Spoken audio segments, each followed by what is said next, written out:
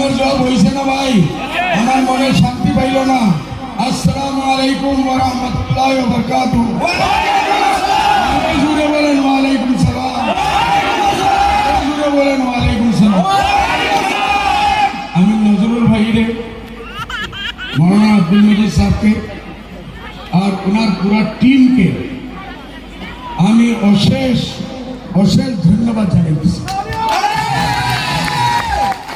রফিকুল ভাই, আজকের এই রেকর্ডিংটা আমি তোমাকে পাঠাইব। তোমার 10 মিটিং একদিকে আর নজরুল ভাই এক মিটিং একদিকে। আমি হেলিকপ্টার থেকে দেখছি যতজন আপনারা ভিতরে আছেন এতজন ওয়ালের বাইরে আছেন। আমার দাবি হইল আজকে এই মিটিং এ কমসে কম 1 লাখ মানুষ জমা আছে। নজরুল ভাইরা জোরদার তালি, না হইছে না, জোরদার তালি, জোরদার তালি। ভাই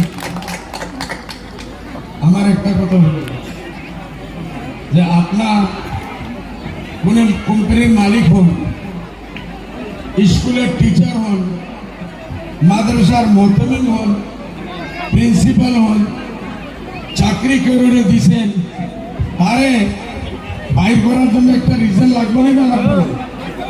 লাগবে না? আপনি সকালে উঠে বলবেন যাও করে বাইর করে দিলাম। আজকে পৃথিবী মানবো নাকি? মানুষ কোর্টে যাইব না, কেস করবো না করবো না। 27 বরস কেস চলবে। আমি এই দুপুরে 15 বরস থেকে আপনারা সেবা করতেছেন না ভাই? কংগ্রেসের যে কাম 100 বছরের মধ্যে করতে পারে নাই, চিন্তাও করতে পারে নাই, আল্লাহ আমার দ্বারা করাইছে। এইরকম কাম করাইছে যে আমার কাজ দেখিয়া এরা সব চোখ আন্ধা হয়ে গেছে। বেশ চমকালা জিনিস দেখলে চোখ আন্ধা হয় না? আমার এত কাম দেখিয়া এখন সব আন্ধা হয়ে গেছে। কি হয়েছে? আন্ধা হয়েছে। তারা ধুবড়ি ফুলবাড়ির মতো এত বড় একটা ব্রিজ, এখান থেকে 2 কিলোমিটার 3 কিলোমিটার, তারা 5,000 কোটি টাকার একটা প্রজেক্ট, 20 কিলোমিটারের প্রজেক্ট, তারা বলতেছে আজমল সাহেব কি করি? আরে আজমল সাহেব তোমাদের চোখ খোলার জন্য ট্রিটমেন্ট করবো, সাকাতের পয়সা দিব, যাও গিয়ে তোমরা ট্রিটমেন্ট করে আসো।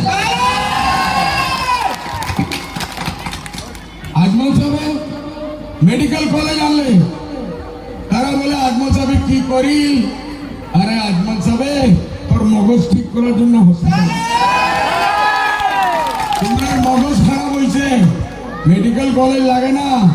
কেন আমাদের মানুষ, গরিব মানুষ এখান থেকে গুয়াহাটি যেতে লাগে, দিল্লি যেতে লাগে, লাখ লাখ টাকা খরচ হয়নি না?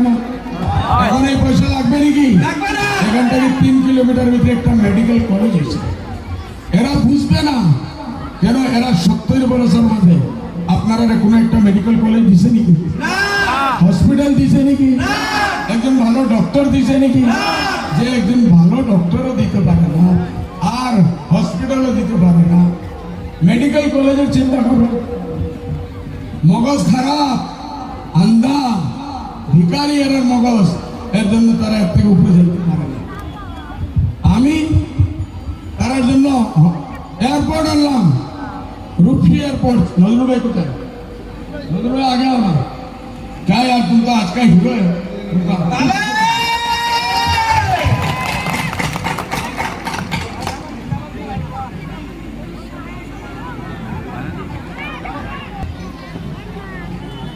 এয়ারপোর্ট আনছি না? এয়ারপোর্ট লাগেনি না? কোন আগামী এয়ারপোর্টে প্রয়োজন আসেনি না? লাখ লাখ মানুষের প্রয়োজন আছে। কয়েকজন কংগ্রেসি যারা মগজ নাই, মাথা নাই, চোখ নাই, দিমাগ নাই, কিচ্ছু নাই, এরা যদি এয়ারপোর্ট লাগে না।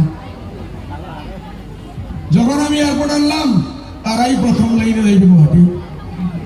এখন লাগে রেলওয়ে বন্ধ আছিল না? আপনারা দুর্নীতি মঞ্চ বলেন নজরুল ভাই রেলওয়ে বন্ধ আছিল না? 50 বছর থেকে বন্ধ আছিল না? ওইটা আমি খুলতে সক্ষম হয়েছি আলহামদুলিল্লাহ। আপনারা দুয়ার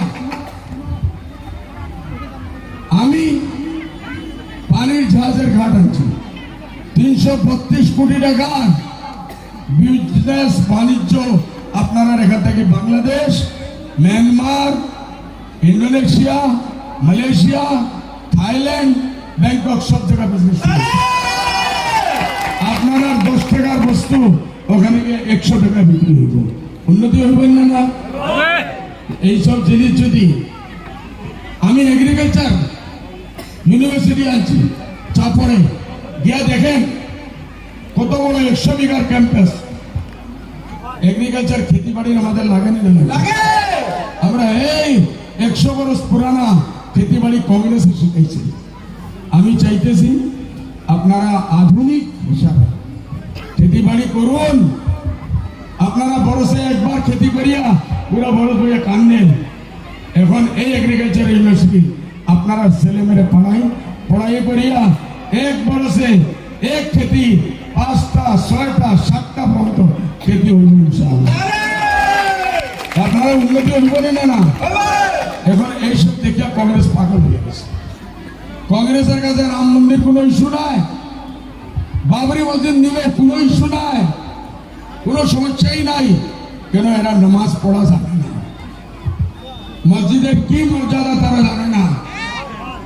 মসজিদ দিয়া দিল কংগ্রেসে। প্রিয়াঙ্কা গান্ধী কি বলছি কে বিজেপির মানুষে রেকর্ডে আছে, রেকর্ডে রেকর্ডে আছে। প্রিয়াঙ্কা গান্ধী বলছে এইটার ক্রেডিট আমি পাইতে লাগে, আমার বাবা পাইতে লাগে। কেন? তাই বাবা রাজীব গান্ধী রাত্রে 12টা বাজে মসজিদের খুলিয়া তার ভিতরে রামলাল্লার মূর্তি রাখছে। এই হইল এই গান্ধী ফ্যামিলি। আমাদের মুসলমানের অল্প চিন্তা করতে লাগে, বুঝতে লাগে কার হাতে দেশে দিতে চাইতেছে। রাম মন্দির ওরা বানাইছে, প্রিয়াঙ্কা বলতেছে আমার বাবার ক্রেডিট। আমার দাদি কি করতো না কি এই মন্দির আজকে বলতো? লজ্জা লাগে, বলে ছি ছি, কংগ্রেসের উপরে শেম শেম। জুড়ে বলেন কংগ্রেসের উপরে শেম শেম। আরো জুড়ে বলেন, মা বোনে বলেন কংগ্রেসের উপরে শেম শেম।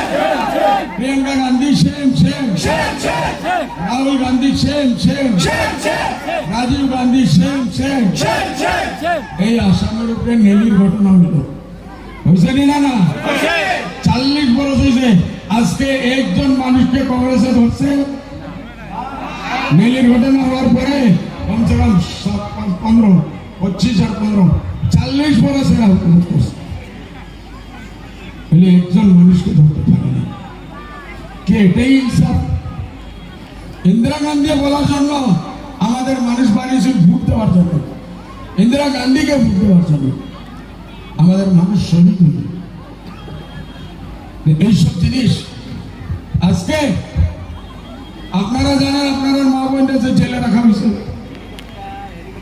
ডিটেনশন ক্যাম্প থাকে বলা হয়।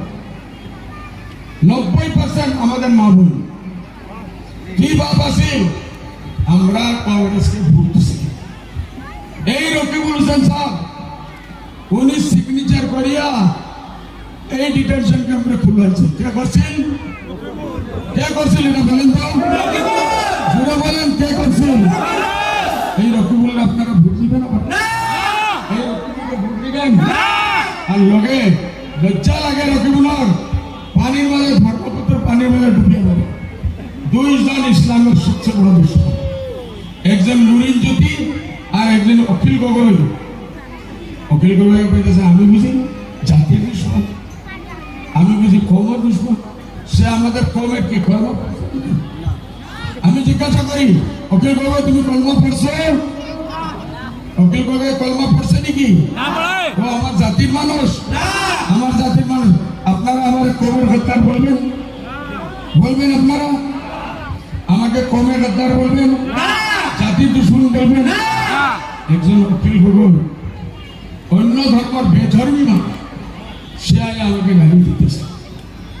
এটার বদলা আপনারা 7 তারিখ ভোটের মধ্যে লইবেন না? লইবেন না?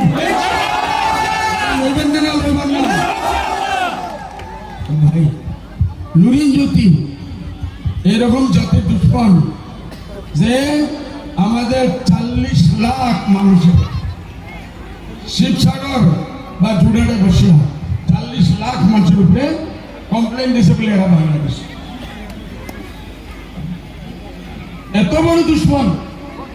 রকিবুল ভাই তুমি লিয়ে ঘুরাইতেছ, তোমার একদিকে এক দুশ্মন জাতির দুশ্মন, একদিকে আরেক দুশ্মন। এই দুই দুশ্মনের মাঝে যেটা আছে এটা আমাদের সবচেয়ে বড় দুশ্মন। আছেন না? আছে। এটাকে ভোট দিবেন আপনারা না? এনআরসি কে আনছে? যে আপনারা বলতেছেন আর কে আনছে এনআরসি? জি। এই ভোটার কে আনছে? মহন্ত সাহেব আনছেন 98,000 আর গগৈ সাহেব এটারে 5 লাখ বানাইছে। কে বড় শত্রু? কে বড় শত্রু? বলেন কে বড় শত্রু? বলেন কে বড় শত্রু? এই শত্রুরে ভোট দিবেন আপনারা? ইনশাআল্লাহ। আমার ধুবড়ির মানুষ এত ভুলবক না, আপনারা দোয়া করবেন আর দোয়ার জন্য হাত উঠায় আমরা আল্লাহর কাছে দোয়া করি যে আল্লাহ বলা মুসিবতের দূর করো। আল্লাহ আমিন। আল্লাহ এই 7 তারিখে আমাদের মানুষের আল্লাহ তালের চাবির উপরে বেশ থেকে বেশ ভোট দেওয়ার তৌফিক দাও। কংগ্রেসের ষড়যন্ত্র থেকে আমরা বাঁচাই, বিজেপির শয়তানি থেকে আমরা বাঁচাই। আল্লাহ আমরা ইমানদার মানুষ, সিধা সিধা মানুষ। আল্লাহ আমাদের সারা ভোটে আপনি আল্লাহ এই বাল বাচ্চারে আমার কি পাপ ভাই? আজ বলে কি চাই? শিক্ষাইতে চায়, আপনারা ছেলেমেয়ে শিক্ষা দিতে চায়, টেকনোলজি দিতে চায়, সায়েন্টিস্ট বানাইতে চায়, ডক্টর বানাইতে চায়, ইঞ্জিনিয়ার বানাইতে চায়। আল্লাহ এটাই আমার কোনো পাপ নাকি? আল্লাহ তার কাছে কোনো এজেন্ডা নাই। এক কথা আজমলকে শোনাইতে হবে।